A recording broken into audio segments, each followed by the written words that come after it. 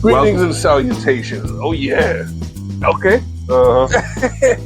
It's the Benchmark Podcast. It's Wine B. Collins and Brother Wolf here. And he's about that booty chatter. He's up to something, and I don't know what it is. So I'm not guaranteeing good behavior there. So with that being said, I don't know if people have heard of the week. Well, I should say weeks that New Orleans has been having recently.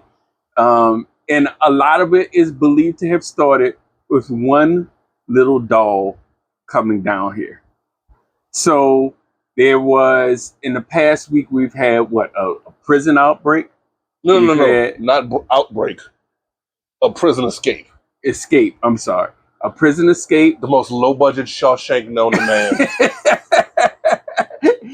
And by greatly some Princeton graduates, apparently, since they found some of them on bus stops. They found some of them, in the most obvious of places in which you would want to find, in which you would hide if you were a person trying to escape. But also, we had Marie Laveau's house that caught on fire. We had Nottoway Plantation catch on fire, which some good things happened to. And you also had WrestleMania 42 got canceled. I was looking for that money. Yeah, and like I said, it keeps rolling down. The bubble war. I don't know if you heard about the bubble war, but I've been kind of not awake for the past few weeks because I've been at night. Well, what happened was there is a bar on Bourbon Street that had the bar because they have bubbles all the time. Oh, I know. Okay. Yeah, and so there was a guy that bought the house right next to the bar, but he had a new Ferrari and he got pissed off because he said the bubbles were ruining his Ferrari's paint job. And the bar has been doing this, by the way, with the bubbles for over 10 years. Pause. This is proof of not reading the room, being aware of your audience, and thinking money gets you everything. Absolutely, brother. Absolutely. So what I mean by that, those who can't follow through, is number one, reading the room. In New Orleans, unless this was a major star we wanted to keep, who always did New Orleans things like Sandra Bullock per se, bitch, we don't care. I think that's a fair number one. Yes. Number two, you bought a house next to a washateria and you're mad there's bubbles.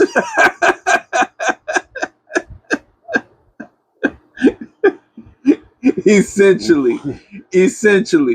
And in three, they got money just like you. Yeah.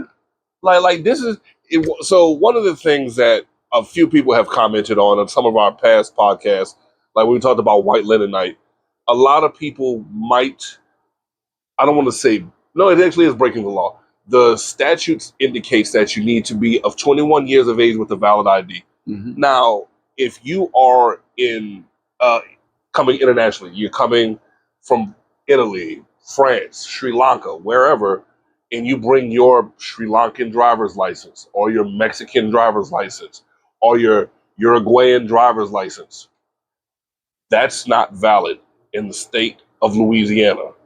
Correct. Now, some places they'll let you go with it and let it slide because there's nobody on your back. Some places don't let it slide because all we need is one report and they're not the. That's a lot of money, that fine. That fine's a lot, and they can count it multiple times. For private businesses, let's say not, first of all, for a corporation, they'll get you fired. For a private business, that might just shut down the whole business, period. Yeah. And so one of the things that's always disconcerting is I found out that, all right, so number one, generally speaking, and if you are a true New Orleanian, you understand this, if you are on Bourbon Street with a liquor license, you almost have a license to print money.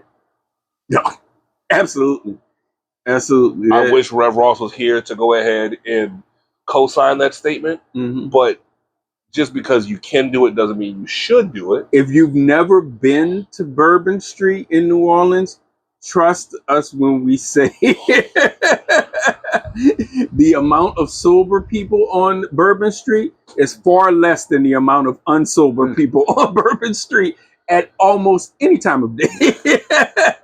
The fact that you used unsober is what makes me wonder who's the drunk one, and I have a rocks glass in my hand. But what happens is you go before, if you get popped, you go before the board and all that. You have a few strikes you can get before you're truly put under. But the big thing that people don't realize is if you reincorporate, you kind of lose the strikes.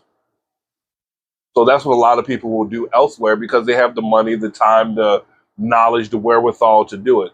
Other places, they can't do that. Right. You know what I mean? They're not paying out that big money.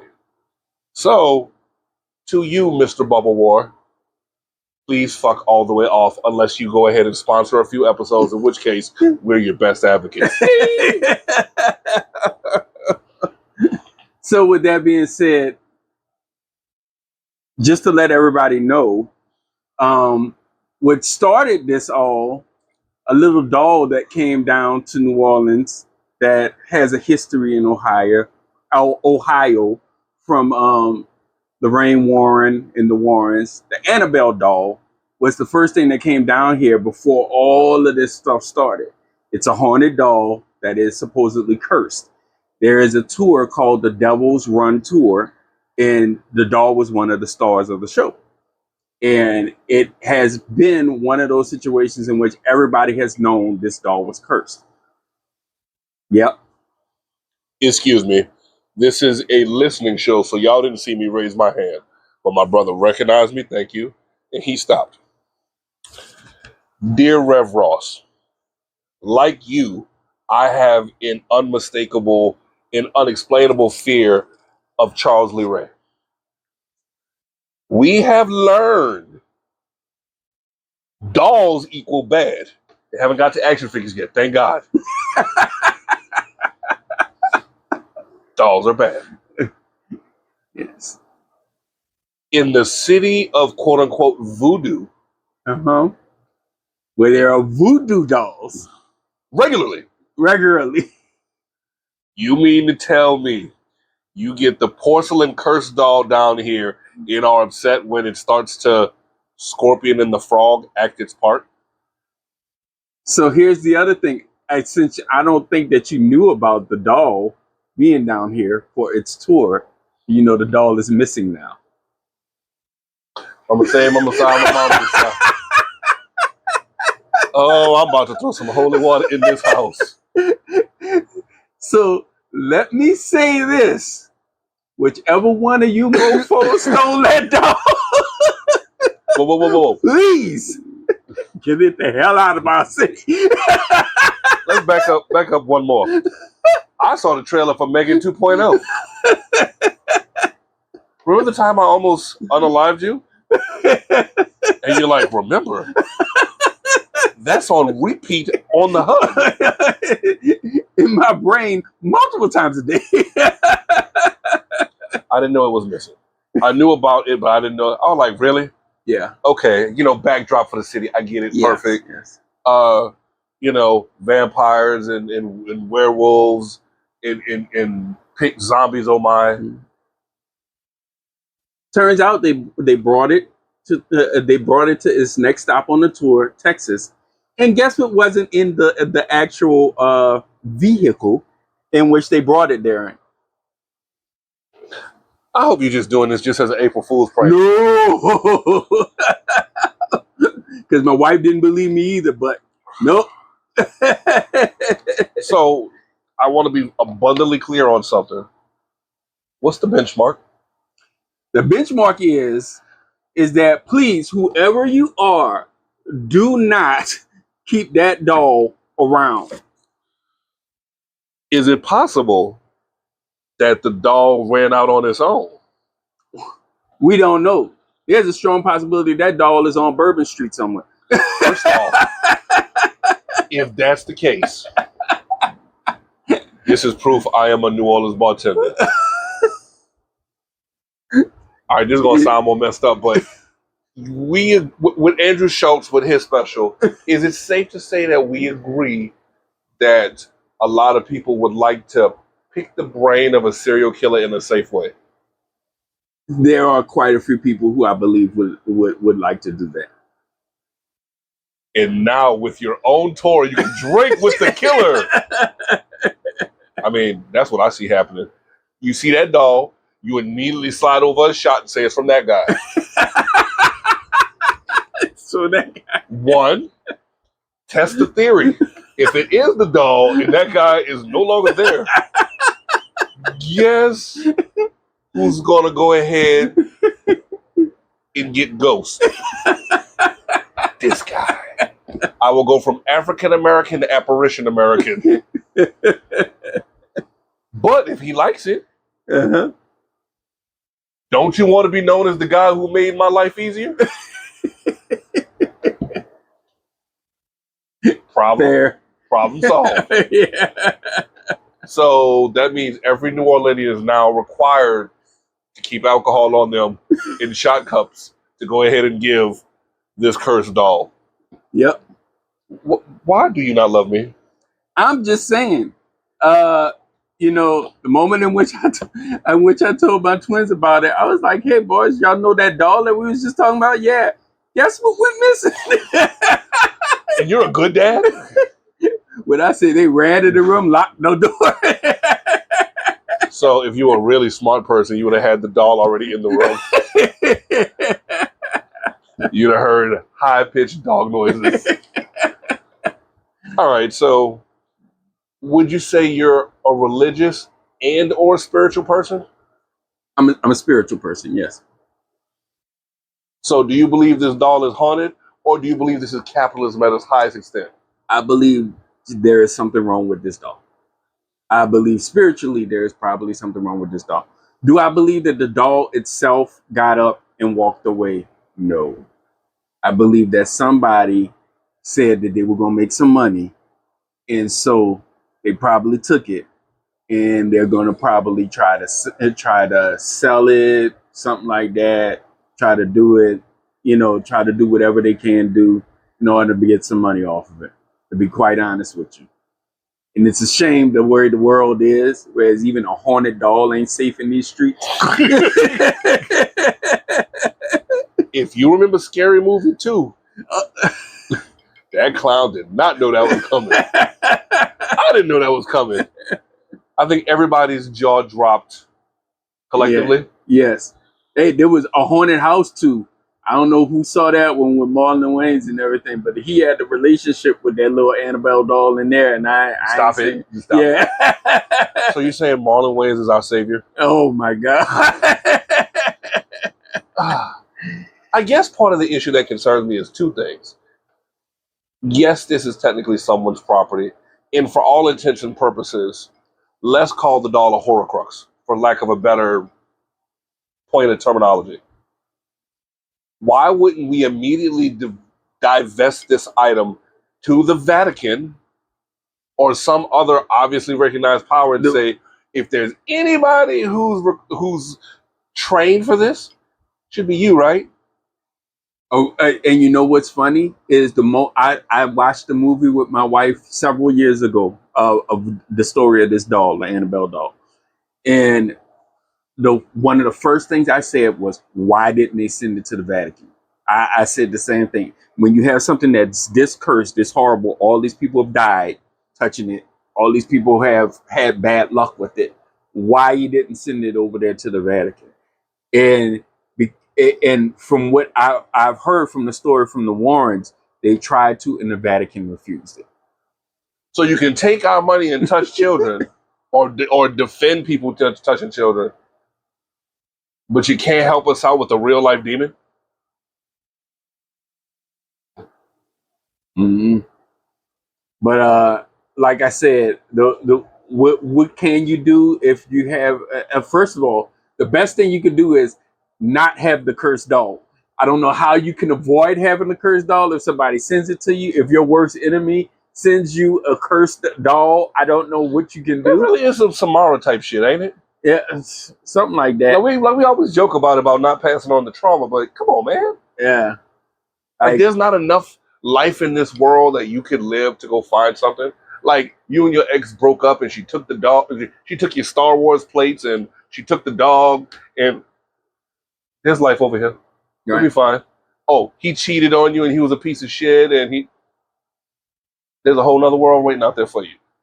8 billion people on this world, and you pining over one? Right. I'm sorry. That's just a sore point of mine, brother. Absolutely. I understand. So make sure I'm recapping and following this right. Cursed Doll is coming here, makes it here, but en route to Texas. Leaving here. Oof. You're telling me Texas is smarter than Louisiana?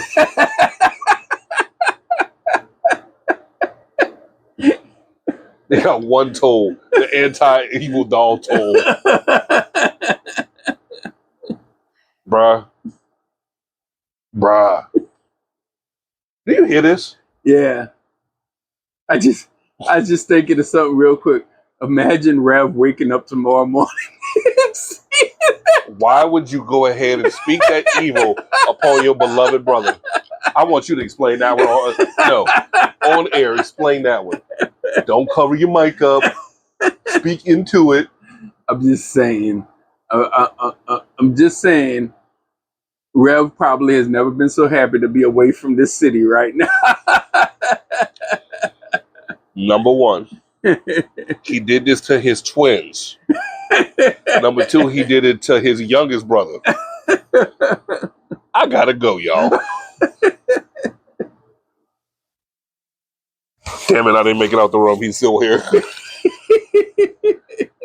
But in all seriousness, besides not giving it to the Vatican refused it, returned to sender. There's nobody else who's qualified to do this. Oh, a volcano in Hawaii can't just Lord of the Rings that bitch and we're done. That's a good. I have no idea why they didn't try that. I think somebody else said that they thought how horrible. They thought if things were this bad, would have happened if you try to actually get rid of it, like by burning it or something like that. Like what kind of bad luck would get on you? How would that unlock the spirit that was trapped in it? Because they're pretty sure at this point it's not a regular spirit. They're pretty sure it's a demon at this point that's trapped in it. So what I want to know is how do you logically qualify yourself as certified demon hunter? Like this is like saying Steven Seagal is a martial artist. I can't co-sign this. I wouldn't co-sign on being anywhere around it. Oh, Jesus Christ! The thing that I'm confused about is people paid money to go visit this thing. I don't know. That's why I said it's one of those. This is capitalism at its finest. The story got bigger than anything, and there was a movie and Woody Harrelson was in it. He was one of the hitmen at the end, but he didn't actually kill anybody. He would go ahead and take pictures of them in a messed up pose to prove he did it, but he didn't do it. What if you paid off somebody to change their identities? Or keep quiet about the story? There's a chance, Why are we entertaining this in the world of AI? The fledgling world of AI. So you tell them, so is that how Skynet comes around? It's the Annabelle doll absorbed in the AI? I would feel so like we do not need a demon stuck in our AI systems, even though we probably already have some. Well, the other option is this. Once Annabelle gets found again, we send it to Elon. Elon puts it into space, and we have, instead of Jason X, Annabelle X.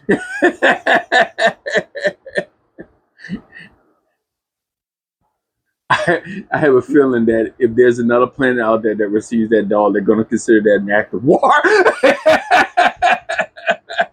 There's words I want to say, but I'm going to shut up right now. How do we go ahead and defeat the evil doll or defeat the greed around the doll, which seems to be the better question?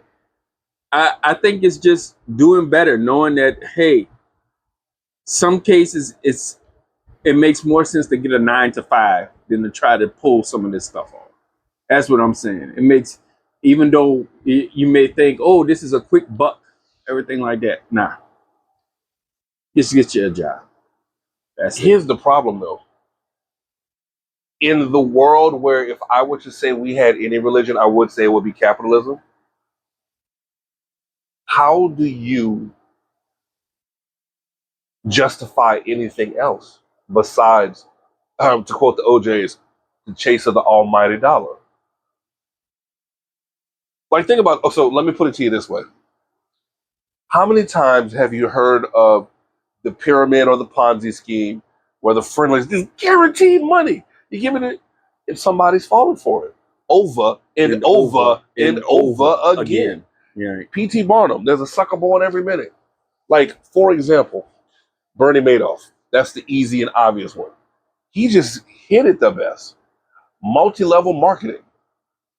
It's been disproven, and people still. First off, I want to slap the next person who says Herbalife. Just GP. Gotcha. Then we have to deal with the fact that you bought this foolishness. We have got to go ahead and find a way to make. We have to get post scarcity, because then we wouldn't have foolishness like this. Correct. Or we'd have an overload of the foolishness. One way or the other, but we would move forward from it. Well, I would hope we would. So I guess that's our next task, to find out ways to educate people on money. So it doesn't get to this point. Oh. Or, we just throw holy water on the damn doll. Hope it works. With that said, this is Y&B Collins. Brother Wolf. I can borrow some of your holy water at your house, right? Yeah, you might need it. Oh, yeah, I'm caulking windows tonight. Later, y'all. Thank you for listening to the Benchmark Podcast, a product of Benchmark Media, LLC. We would like to remind our listeners that the views and opinions expressed are strictly the views and opinions of each individual and does not reflect the stance of Benchmark Media. Any opinion stated is not to be construed as professional advice or help. Our intro and outro music we all is wearing Acid pants. Trumpet by Kevin MacLeod, licensed under Creative Commons. Contact us at therealbenchmarkpodcast@gmail.com. Thank you, Kevin. Or our website, www.therealbenchmarkpodcast.com. Yes. Donate to us, paypal.me/benchmarkmediallc, Please. or the Cash App, $TheRealBenchmark. Thank you very much. Okay, you can buy him a drink on this one. Just this one?